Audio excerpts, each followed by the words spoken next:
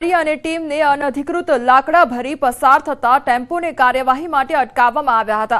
જે મામલે હવે વિડીયો પણ સામે આવ્યો છે। વિડીયોમાં જોઈ શકાય છે કે બે યુવકો સરકારી ગાડી આગળ બાઇકની આડશ કરી રસ્તો અટકાવી દીધો છે, જેથી સરકારી વાહન આગળ જઈ ન શકે। તો પ્રાંત અધિકારીની સરકારી જીપના ચાલકે બાઇક લઈ આડશ ઊભી કરનાર શખ્સોને ખસેડવા ફ્લેશ લાઇટ અને સાયરન સતત વગાડવા છતાં બાઇક હટાવવાનું નામ નહીં લઈ દાદાગીરી કરતા હોય તેવું સ્પષ્ટપણે વિડીયોમાં જોવા મળ્યું છે।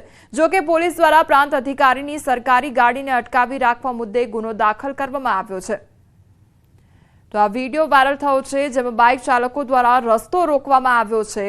સંવાદદાતા રાજેશ અમારી સાથે જોડાઈ ગયા છે। રાજેશ, બાઇક ચાલકોની આ ખુલ્લી દાદાગીરી જોવા મળી છે કે રસ્તો રોકવાનો પ્રયાસ કરવામાં આવી રહ્યો છે, શું અપડેટ તેને લઈને?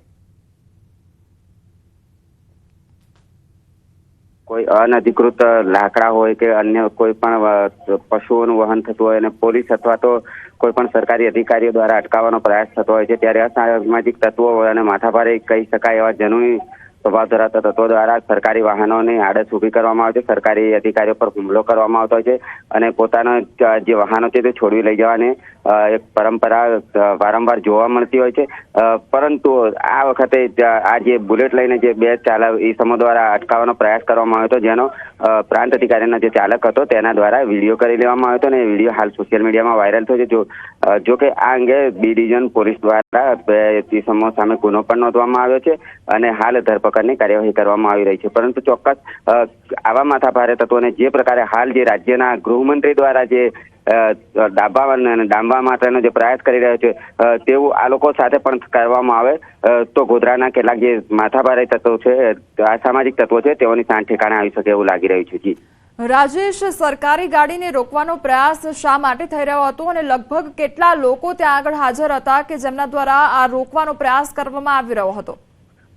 સરકારી ગાડીને રોકવાનો પ્રયાસ એટલા માટે કરવામાં આવ્યો હતો કે ગોધરા પ્રાંત અધિકારી દ્વારા લાકડા ભરેલો એક ટેમ્પો જઈ રહ્યો હતો, તેને અટકાવવામાં આવ્યો હતો અને લાકડા ભરેલા ટેમ્પાને લઈ જવા માટે પ્રાંત અધિકારી જાતે ટેમ્પોમાં બેઠા હતા અને તેઓની સરકારી ગાડી તેઓના નાયબ મામલતદાર સાથે પાછળ આવી રહી હતી। પરંતુ જે ટેમ્પો ચાલક છે, ટેમ્પો ચાલક દ્વારા લાકડાનો ટેમ્પો કચેરીમાં લઈ જવાની જગ્યાએ અંદર બેઠેલા જે અધિકારી હતા તેઓને ધમકી આપી અને વિરુદ્ધ દિશામાં લઈ જતો હતો।